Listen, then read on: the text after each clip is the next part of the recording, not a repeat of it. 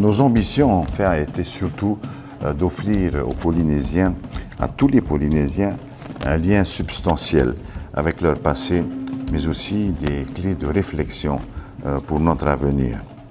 Nous avons souhaité, bien sûr, concrétiser un rêve, c'est le rêve de toutes les communautés de notre Fénois, à savoir donc accueillir le retour de nos pièces emblématiques, de nos témoins du passé. Donc, accueillons-les avec beaucoup de joie, de gratitude et d'humilité.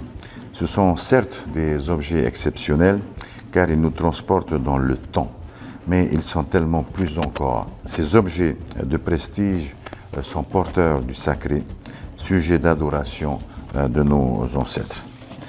À l'époque, seules les personnes de haut rang avaient accès à leur image, avaient la possibilité de les toucher. Nous avons également la chance de les contempler aujourd'hui et de leur porter tout notre respect. Cela fait plusieurs dizaines d'années que nous rêvions de les avoir.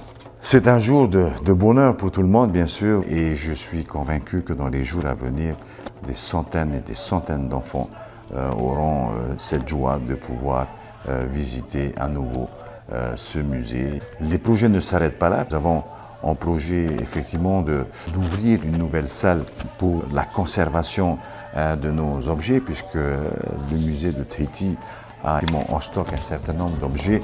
Et puis dans un deuxième temps, nous allons construire une nouvelle salle d'exposition, celle-là pour l'art contemporain de notre ère, l'art contemporain des privés, des collections privées, voire même de ce que nous avons, nous, des collections publiques.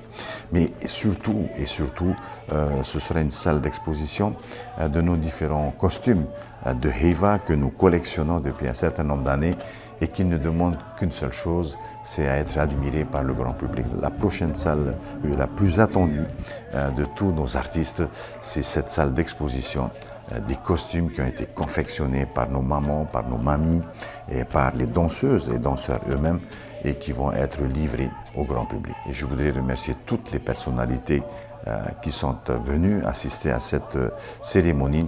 Et je voudrais aussi remercier tous nos amis du British Museum, du musée du Quai Branly Jacques Chirac, du musée de Cambridge qui ont tous fait le déplacement pour faire honneur à cette inauguration. Je crois qu'en résumé de tout cela, il est important pour nous aujourd'hui, dans un monde perturbé, celui que nous connaissons après pandémie, mais je pense que ce monde qui va connaître dans les jours à venir des perturbations sur le plan de la paix mondiale, sur le plan économique, il est important pour nous et pour nos enfants de venir découvrir leurs origines, de savoir leur passé, de connaître leur passé, de connaître la vie de leurs ancêtres, ne serait-ce que pour mieux préparer la vie d'aujourd'hui et la vie du monde à venir.